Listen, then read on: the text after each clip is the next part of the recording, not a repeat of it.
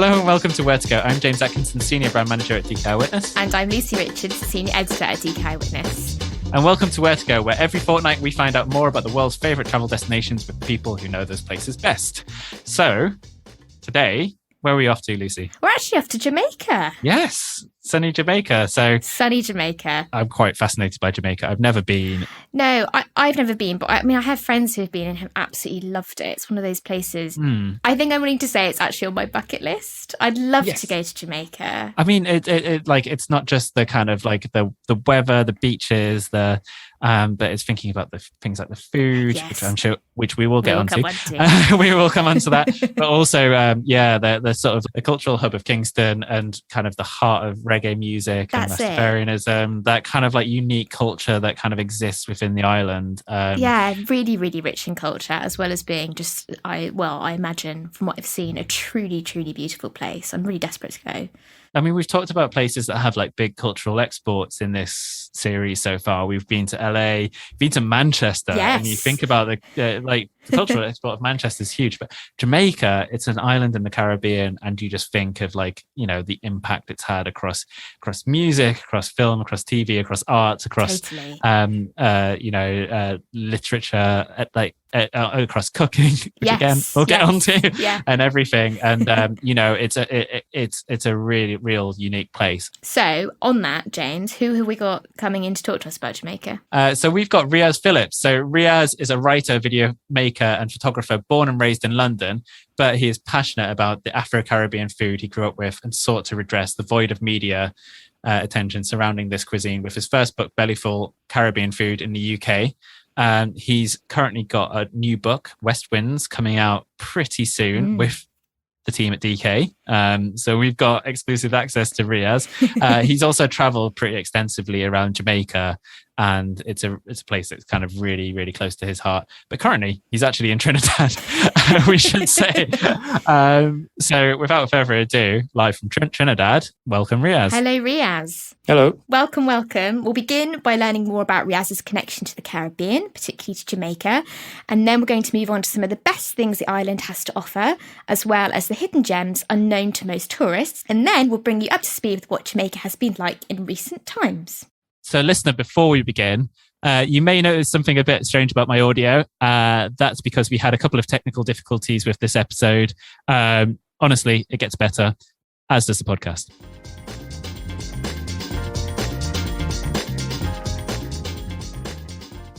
So Riaz, can you tell us a little bit more about your connection to Jamaica? Well, then both of my parents were actually born in East London. Yep. All of their parents and the generations that came before them, they were all born in the Caribbean.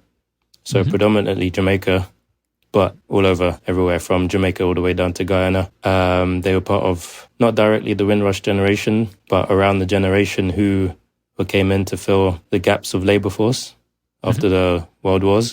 They were shown recruitment letters and advertisements on the radio and on the TV, about a better life in England, and things weren't great in the Caribbean at that time. It was kind of in political turmoil, social turmoil, economic turmoil. So a lot of them made the decision to gather up what suit or belongings they had in a suitcase and get on a boat and jump over and come to the UK. And that's kind of how I ended up here a few generations later.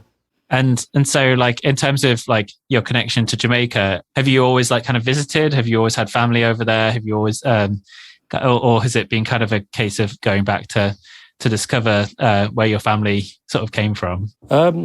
They made it. My parents made it a goal of theirs to always bring me into the fold of the culture and make it known that it was my culture and raise me up on it. So I've been going to Jamaica pretty much ever since I was about 2 years old. I think that was the first time my mum took me. Oh, wow. Staying with different family up in, it's a parish, it's called St. Anne, where Ocho Rios is, up in the hills, a really scenic part of the country, lush green, just everything you can imagine. So we'd stay there with distant family. I think the main kicker for me was I had never been there by myself. Yeah. And that's kind of what spurred the journey later on in life. I had a gap of about, I'd say 10 years between the ages of 17 and 27. Because, you're at uni and then starting a career and these things kind of fall to the side. Yeah. So I'd never really been there. And I'd started noticing a lot of my friends were going, like friends who had no connection to Jamaica whatsoever.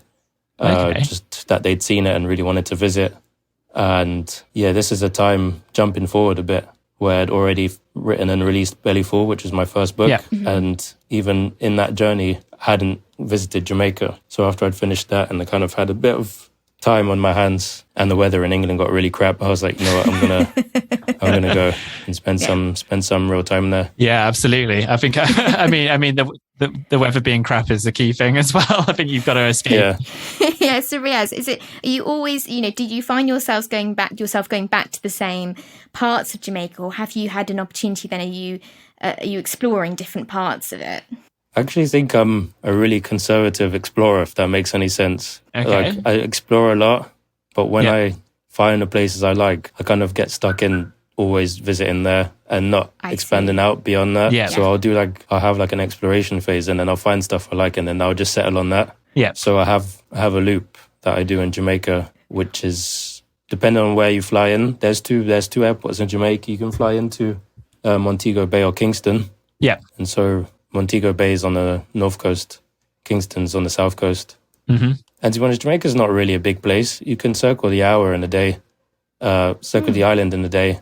You can get from one side to the other, and depending on traffic, 5 hours, 6 hours, 7 hours. Because it is one of the bigger Caribbean islands, but but I guess, it's interesting that you can still do that in a day and kind of move across quite easily. Yeah, I mean, if you're going around the interim, it's got super modern highways now. So especially if you're driving, it doesn't take that long at all.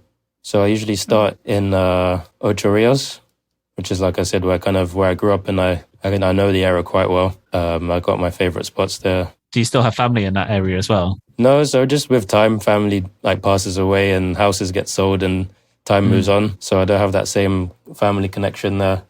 I've got friends or family that I visit and say hello and pass by. So I usually stay there for a bit and then move along the coast to Port Antonio, which is on the far east side. Yeah, so Port Antonio is in Portland Parish, which I have no personal connection to myself. I don't have family from there. I think, just because of the nature of how hard people work in Jamaica, and actually travel being quite a luxury.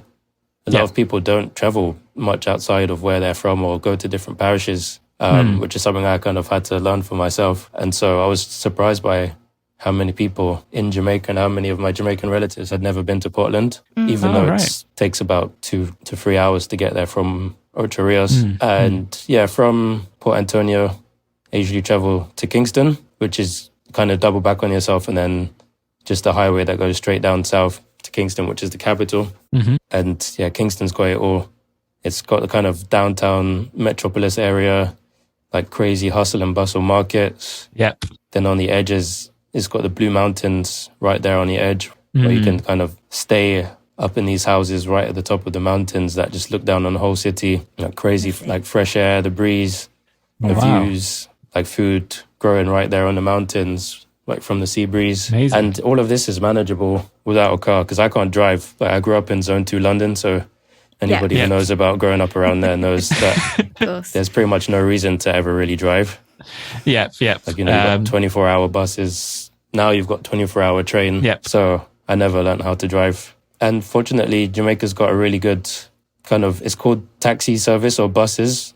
And they're really like mini buses, mini vans, where they sit in the stations or the depots, and they all have their destinations written on the side, and you kind of sit in them and you wait till 12 people get in, super cramped up, legs touching, arms touching. Once it's filled up, then it departs on its journey, and it's this kind of really fun, social journey, because you're pretty much arm to arm in there with everybody. You might end up holding somebody shopping for them the whole journey because there's not enough space. I'm guessing you're talking from experience there, Riaz, that you've... Yeah, exactly, yeah.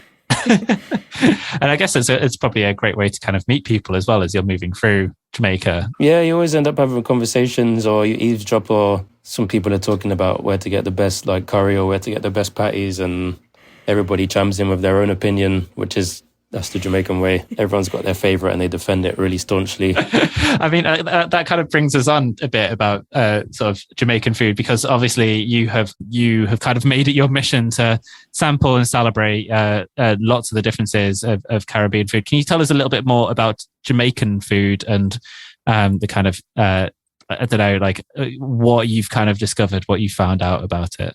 Yeah, well, first, as an example, definitely the audio that we've experienced so far in the background today is, I think that's actually the prime example of the diversity of Caribbean food. So when we first started, we had like Indian, Hindu religious music in the background. Okay. And now it's dancehall music from my neighbor. And I think that kind of encapsulates the diversity of the Caribbean, drawn from all parts of the world. But yeah, I guess that's like, I guess a lot of people might expect the dance hall, but maybe not the Indian Hindu music so much. Yeah, I mean, you will find that in Jamaica to some small degree, but that's one of the main reasons I kind of wanted to write a series about Caribbean food and not just kind of pigeonhole it into one book. Because as you go from different islands, you kind of tip the scale of demography. So somewhere like Jamaica maybe has about 80 to 90% of its makeup descending from Africa, from West Africa, after the transatlantic slave trade. But somewhere like Trinidad, it's more evenly split between those of African heritage, those of Indian heritage, even those of Chinese heritage. And that really shows itself in the food. The fact that this kind of Caribbean island in the middle of the Americas has one of its national dishes being curry.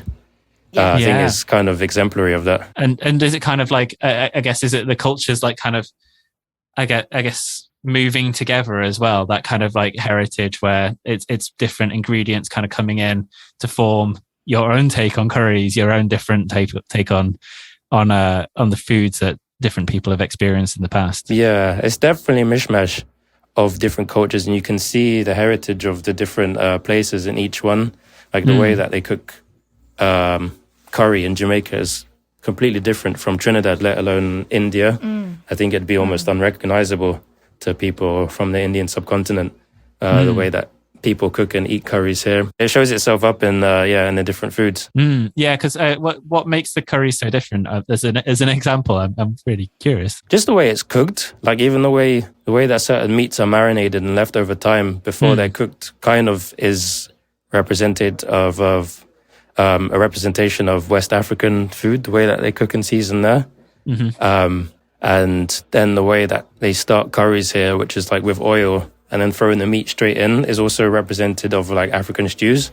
Whereas when you come to Trinidad, the way that they cook curry is kind of mirrors how it's done in India, which is oil first and then the curry powder burnt in the oil with onions and garlic, which is something you're not going to see in Jamaica unless that person is kind of staying true to their Indian heritage. That process of like burning curry, you really don't see that much. Cool. That's really, really interesting. Yeah, no idea. I had no clue at all. And I guess we're now going to kind of, you've brought us into the world of food and stuff. We're going to ask you a couple of quickfire questions about some of your sort of best things to do across Jamaica. But I mean, we're going to obviously ask about things to eat as well. So yeah, we'll ask about that in the next section.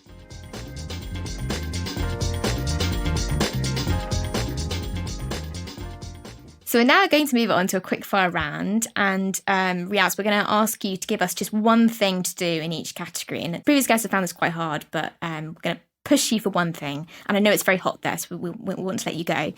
But we're going to start off with your favourite thing in Jamaica to see. It can be anything. That is a tough one. So I think I'm going to end up giving you like 2 or 3 things for each one. That's fine. I mean, we call this a quick fire round. Doesn't always work out that way, but yes. It's always just a chat. So I think it might be the Blue Lagoon in Port Antonio in Portland, which is, I don't actually know how deep it is. Okay. I think I looked up as at least a mini skyscraper deep, if I've to believe the urban legends.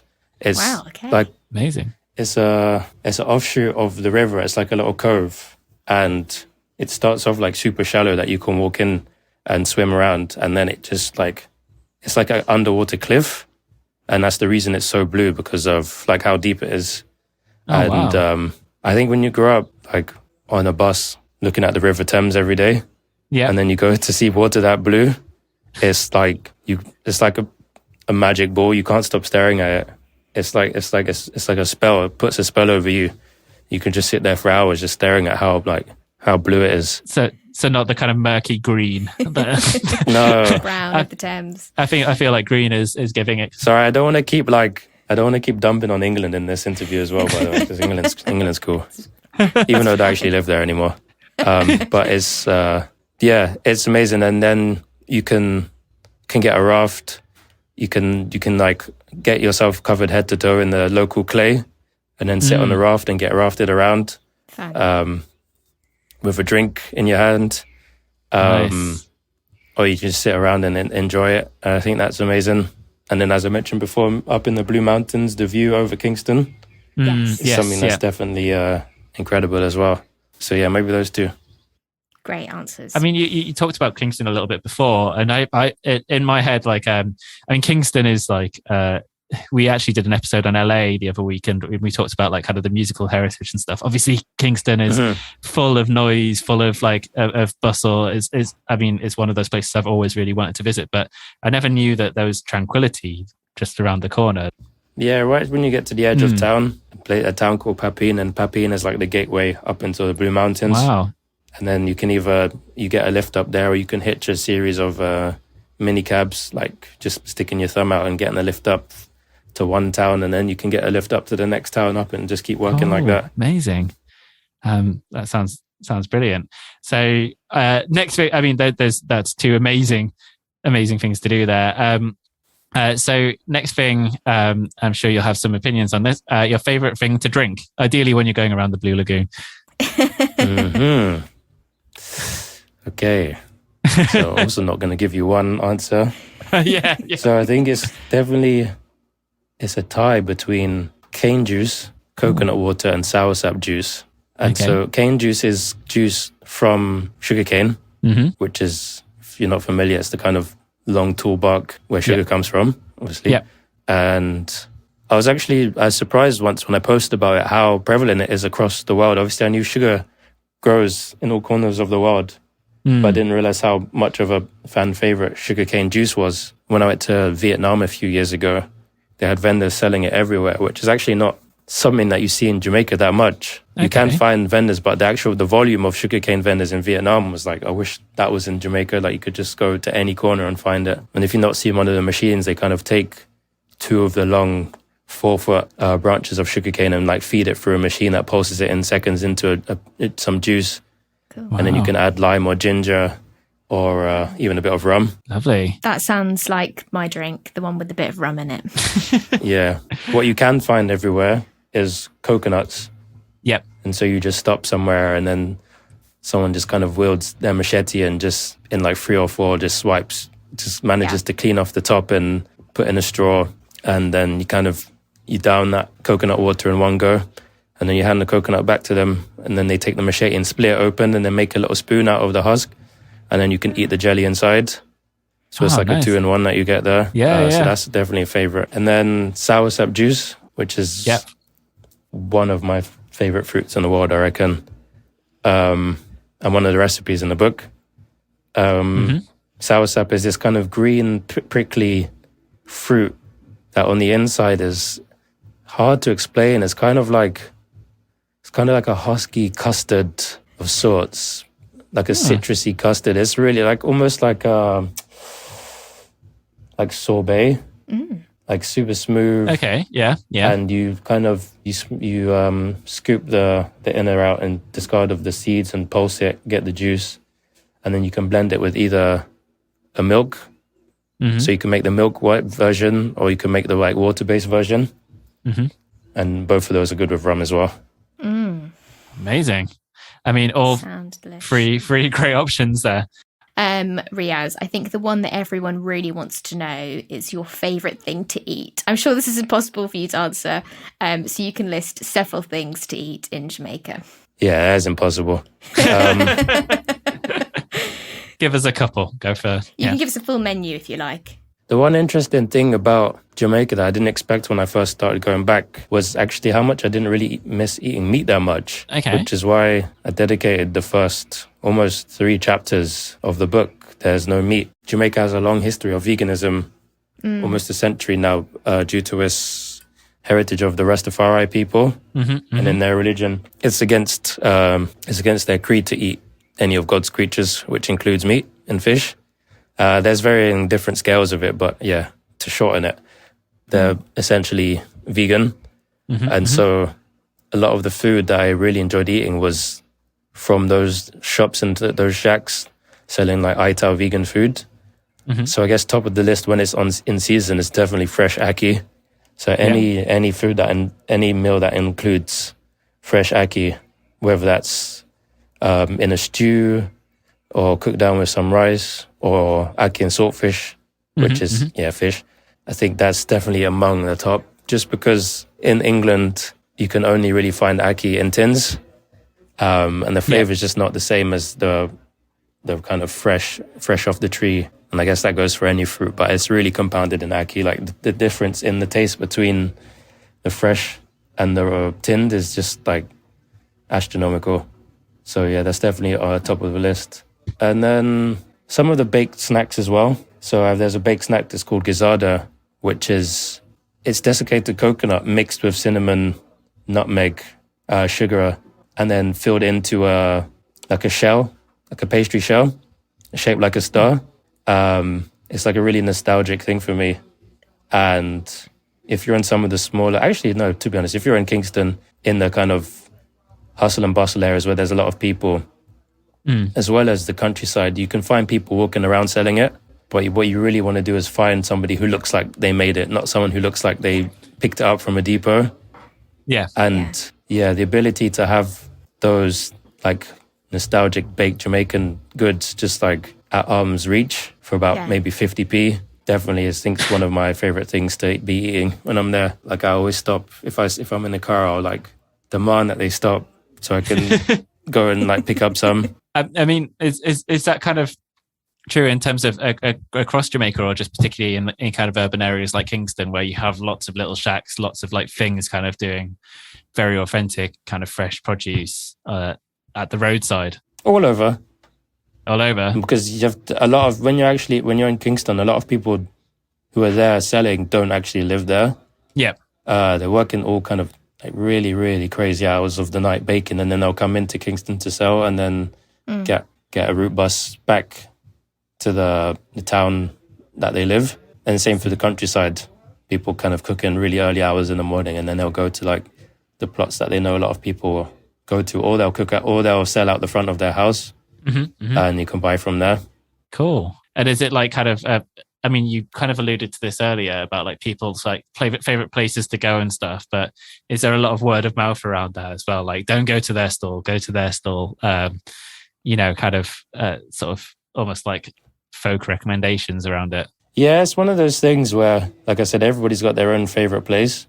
The reasons for that, I guess, are multi-dimensional.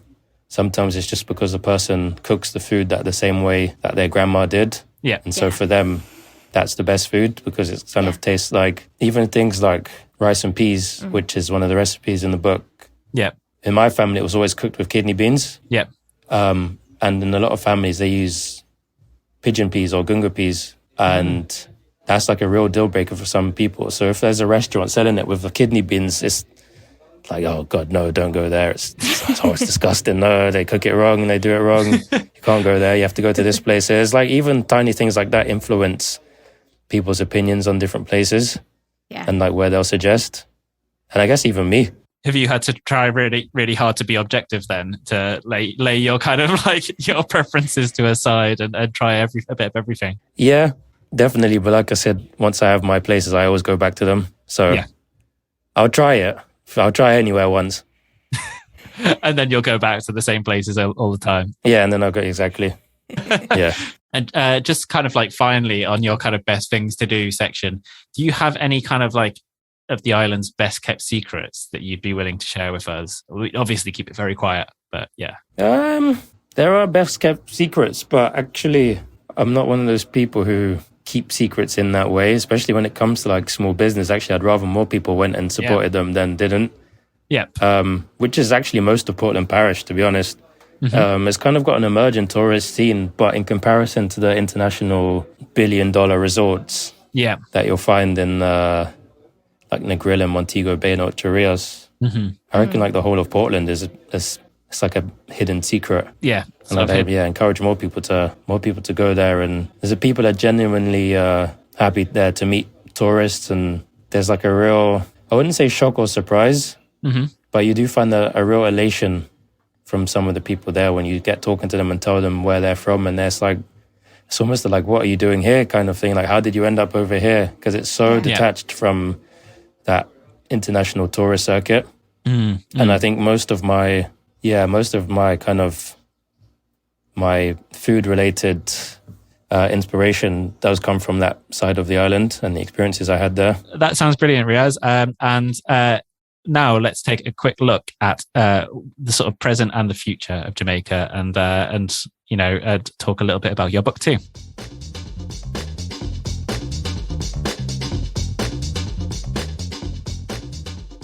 So Riaz, tell us, how has the country fared in recent times, but specifically during the pandemic?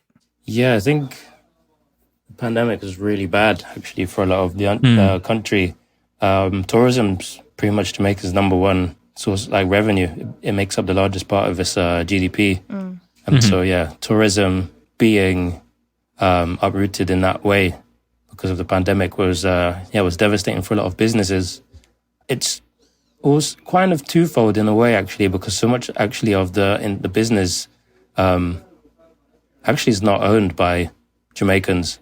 So while it does employ a lot of people, a lot of it is owned by kind of international operators. So in that way, it didn't cause a catastrophic event in Jamaica like it could have. But yeah, as I said, it employs a load of people, whether that's through those internationally owned businesses or through like independent businesses. So actually, you found a great deal of people using that time to try and focus on things that weren't tourist-centric. Yeah. And so I'm really interested to go back and see how a lot of businesses kind of revamped and pivoted into different things. But some of the smaller businesses, they were only ever really focused on supporting their local communities, with that's kind of small food places. And I think they kind of managed to tick along. But I think, no matter who you were negatively affected in some way. But I think that's everyone in the world almost. Sure. Yeah. And how about like, have you been back to Jamaica since the pandemic, or are you kind of itching to get back? And I know you're currently in Trinidad. Yeah, I'm going in a few weeks' time. I'm guessing you've already got all your route planned out. You're going to be doing the loop, I'm guessing. No, actually going to stay in one place. All right. Like a small family holiday. Lovely. Actually, it's can get like tiring and mentally taxing. And sometimes when you're writing about somewhere and you're taking pictures and you're taking notes and you've got your phone, you're actually like not living in the moment and experiencing it for yourself sometimes. So it can be a bit detrimental actually to writing and creativity. So yeah, and I'm one of those notorious people who like brings an iPad to the beach and works. So trying to get out of that fold and actually just be present in the moment. Yeah. And enjoy being back as well, because I guess it must have been quite a while, really. Yeah, since 2020. Okay. And going to a place called Treasure Beach, which is another kind of off the beaten path. It's very much a tourist-centric region, but not in the same breath as like kind of massive all-inclusive resorts. More like small, like people who turn bits of their homes into guest houses and like beachfront balconies, and like still really like focused on supporting the local community and small restaurants in the local community owned by families in the community and that kind of thing. So yeah, that's my kind of vibe that I'm into. A bit more kind of, the authentic gets thrown around a lot, but like kind of set up for tourists, but also able to kind of support that community and be a bit more and give a bit back as well. And yeah, cool. And I mean, I think it's quite an important point as well that, we can, lots of our guests are kind of like travel writers, kind of travel around the world and stuff. They do have holidays too. And they have to like it's important for them too. take a break and take it all in for sure. And I mean, you're heading in a couple of weeks' time. What time would you say is the best time to plan a visit to Jamaica? Almost any time between January and June. It's high season for a lot of fruit and produce. It's mainly sunny, good weather. I think January and February or May and June are just outside of really, really high peak tourist season. So you'll definitely have a bit of a quiet time. Around April, the weeks around Easter are absolutely hectic. So if you want to, if that's what you're into, then definitely visit then. But I think any time around then. After that, it dips into rainy and hurricane season. Right. So it's not the best time to visit. Yeah. And you mentioned Easter there, Riaz. Is there sort of like any events that you do recommend that people go visit for? Yeah, well, Carnival's getting really big in Jamaica. I know that sounds kind of crazy to say, but Carnival in Jamaica has not always been the biggest event. I know everyone who goes to Notting Hill Carnival would imagine that Jamaica has this crazy, vibrant, colourful carnival, and it does now. And it has a series of smaller events around the year, like different holidays like Easter and Christmas. But actually that carnival is more representative of what you'd find somewhere like Trinidad or Guyana. But that kind of Trinbagan, Guyanese carnival is getting more popular in Jamaica now. So around Easter, that's when you've got some of the carnivals coming up, and you've got like Festival of Floats and I Love Soca, which are like two really big parties in the north. And those are just kind of like, I don't know, imagine Notting Hill Carnival but on a beach. Oh, that's basically like what it is. Awesome. Not the most family-friendly event. So if there's families, then maybe steer clear of those. But understood. Definitely, there's definitely like kids' carnival events that happen around that time as well. Yeah. And it's just a really fun time. Cool. Awesome.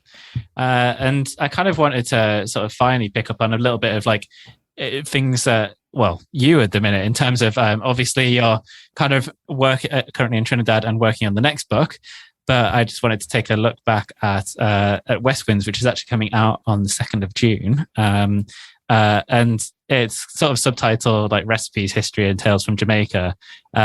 You've talked a little bit about some of the recipes inside. Is it kind of like, and it kind of being a celebration of food, what can readers expect from the book? That's a big question, I know. I'm sorry. I've put you on the spot there. No, I think one of the main elements I wanted to touch on was the diversity that we spoke on earlier on, about the diversity and makeup of the Caribbean and Jamaica. And so I think a lot of times with food and culture, it's really reductionist. We like try and boil down a whole country or a region into like one or two or three like foods. And that does like a real disservice to like the history and culture of a place.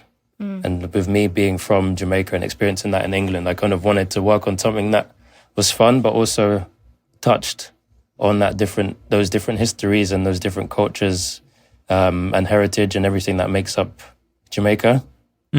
And yeah, one of the easiest ways of talking about history, I think, is food, which is kind of why I've become so interested in learning and writing about it, because everybody eats. Places London, Manchester, Birmingham, which are already quite diverse. People have a genuine interest for exploring new foods and learning about new foods. And so, if you present someone with a textbook of history, they might not engage with it, but a cookbook, if you can sneak in that history in there, I always find that's a good way of shoehorning stuff in. It's a sensory thing, and we've talked about this with a couple of guests before. So I'm thinking like when we talked to Santos Shah in the last season, Lucy, about Nepali cuisine, but it's it senses, it smells, every like dishes do tell a story, and actually it's interesting looking at like particularly with a country like Jamaica, where, as you say, there's lots of different kind of cultures, different. I mean, I'm fascinated by the idea of like different kind of ways of doing different dishes from town to town and from family to family and so on. But it's just kind of, it's a way of like easy access into that history without necessarily reading a textbook or anything like that. Yeah, I think the main like almost urgency for me is how much Caribbean Jamaican discourse is coming up in the media now about like the Windrush generation, and just how long Caribbean and Jamaican people have been in England compared to how little is known about the culture and heritage of the place. Yeah, in comparison to other migrant groups that have been in the country for the same time. Yeah, I think it's something where I wanted to use that voice and that method of using food to kind of try and stoke those conversations and just play my part in spreading that kind of like knowledge base further. It looks like a fantastic book and really, really interesting as well. I think, we as I mentioned, we've talked to other kind of chefs and cookery writers and things before, and there is a unique relationship between the UK and Jamaica and like loads of cities across the world as well. Talked to Sajay in Toronto, who talked about kind of Jamaican culture over there as well. It looks like it'll be a fascinating read and a really good primer into not just Jamaican food, but Jamaican culture and life there as well. So really looking forward to that. It's out on the 2nd of June. And just to say, thank you so much, Riaz, for joining us all the way from Trinidad. I believe you've talked about it's a really hot room. You close the windows, you turn the air conditioning off just for us. So we're so grateful. Thank you so much, Riaz, taking the time to out of your busy schedule to join us. And I really, really hope you have a super restful time on Treasure Beach over the next couple of weeks and put away the iPad for a bit. Thank you. Thanks for having me.